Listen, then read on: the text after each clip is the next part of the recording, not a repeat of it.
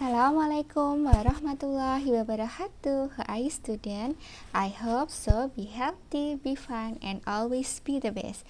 Hari ini kita sudah masuk ke pembelajaran 3 dan pembelajaran 4. Coba dibuka Bu Pemna halaman 104 ya. Ini Bu Pemna 104. Oke. Yang pertama, kita akan membahas tentang muatan PPKN, yaitu makna sila pertama.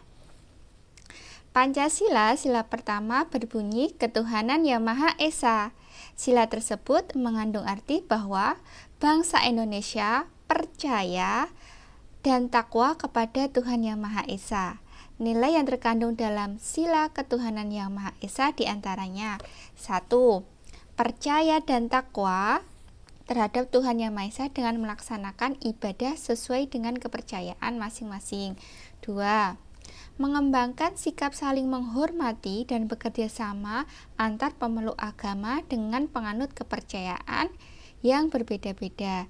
Yang ketiga, membina kerukunan hidup antar sesama umat beragama. Yang keempat, mengembangkan sikap saling menghargai kebebasan menjalankan ibadah sesuai dengan agama dan kepercayaan masing-masing. Yang kelima, tidak memaksakan suatu agama ke orang lain. Setiap orang harus mampu mengamalkan nilai-nilai Pancasila dalam kehidupan sehari-hari ya, termasuk seorang pemimpin. Pemimpin yang baik adalah pemimpin yang berlandaskan pada Pancasila. Salah satu bentuk penerapan nilai Pancasila sila pertama adalah saling menghormati dan saling bekerja sama antar pemeluk agama lain. Kerukunan antar umat beragama dapat menciptakan lingkungan yang damai. Nah, ini contoh tadi itu intinya penerapan sila yang pertama. Ini berhubungan dengan agama, berhubungan dengan ketuhanan ya. Nanti dikerjakan halaman 105 ya, yang nomor 1 sampai 4 sebagai latihan. Selanjutnya, kita ke muatan IPS yang berkaitan dengan apa sih peran Indonesia di ASEAN dalam bidang ekonomi. Masih ingat nggak kalian tentang produsen, distribusi, atau distributor, dan konsumen? Nah, peran Indonesia sebagai produsen itu, kalau produsen intinya menghasilkan barang ya. Nah, Indonesia menghasilkan barang-barang kebutuhan masyarakat Indonesia dan juga negara ASEAN lainnya. Kalau distributor intinya menyalurkan. Nah, peran Indonesia berperan menyalurkan barang-barang tersebut kepada negara ASEAN. Yang ketiga yaitu konsumen. Kalau konsumen itu berarti menggunakan, kita membeli berbagai hasil produk negara lain sebagai konsumen. Nah, ini peran Indonesia dalam ASEAN diwujudkan dalam bentuk kerjasama. Kerjasamanya apa saja? Kita perhatikan di halaman 106 ya.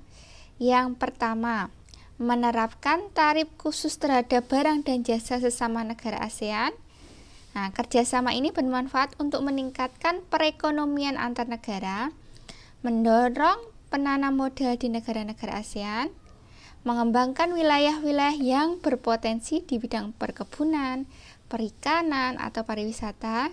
Yang keempat, mendukung kegiatan yang dilakukan oleh Badan Penelitian Bidang Pertanian yang terletak di Filipina. Yang kelima, mendirikan proyek industri yang dikelola bersama. Nanti bisa dibaca di halaman 105 ya. Kemudian untuk muatan bahasa Indonesia. Nah, ini masih berkaitan dengan pidato ya. Yang pertama, kalau untuk pidato itu kita harus menentukan beberapa langkah. Coba diperhatikan di halaman 107. Yang pertama harus tahu yang namanya topik atau tema.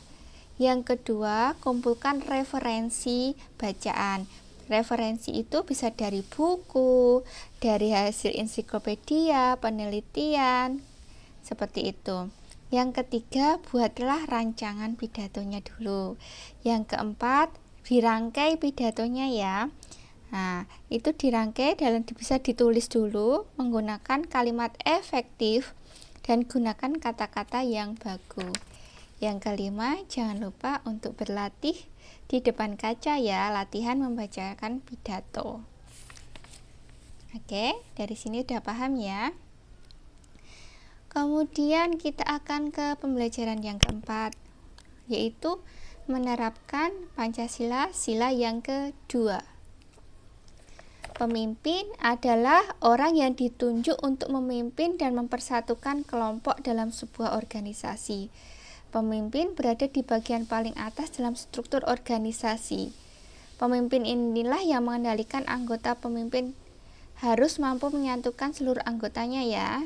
Nah ini, bagaimana ya kepemimpinan ini kaitannya dengan sila kedua? Nah, bisa. Yang pertama, nilai-nilai yang terkandung dalam sila kedua sebagai berikut. Yang pertama, mengakui persamaan derajat, hak, kewajiban setiap manusia tanpa membedakan ras, suku, ataupun agama. Yang kedua, mengembangkan sikap saling mencintai sesama manusia. Yang ketiga, mengembangkan sikap tenggang rasa. Yang keempat, menjunjung tinggi nilai kemanusiaan. Yang kelima, gemar melakukan kegiatan kemanusiaan. Yang keenam, berani membela kebenaran dan keadilan.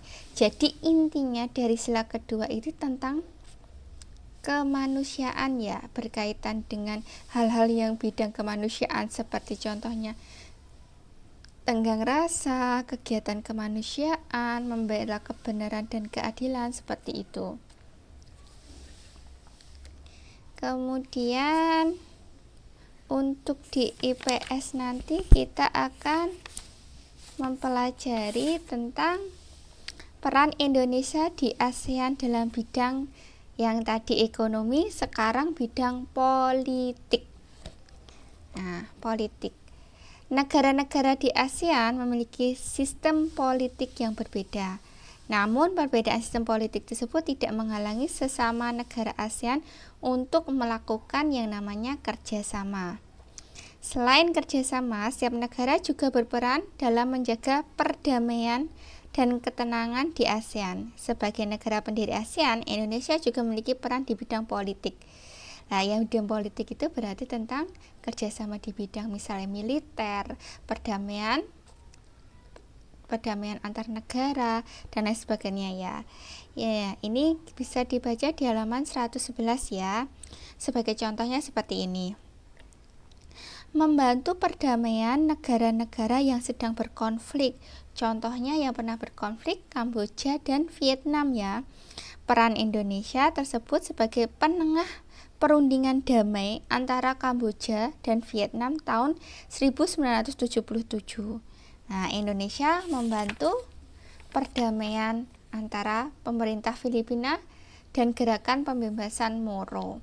Ada juga kalau di bidang politik itu misalnya itu melaksanakan Jakarta Informal Meeting bertujuan untuk mendamaikan pihak-pihak yang berkonflik di Kamboja. Ini di kawasan ASEAN. Jadi kalau politik itu intinya kerjasama tentang perdamaian, menyelesaikan konflik, menjunjung asas demokrasi, kemudian membentuk komunitas keamanan ASEAN. Ya, itu harus ada, kita dijamin keamanannya di Asia Tenggara ini. Kemudian untuk muatan bahasa Indonesia, mengidentifikasi teks pidato ya. Nah, ini kita berlatih teks pidato seperti yang kemarin saja. Dah.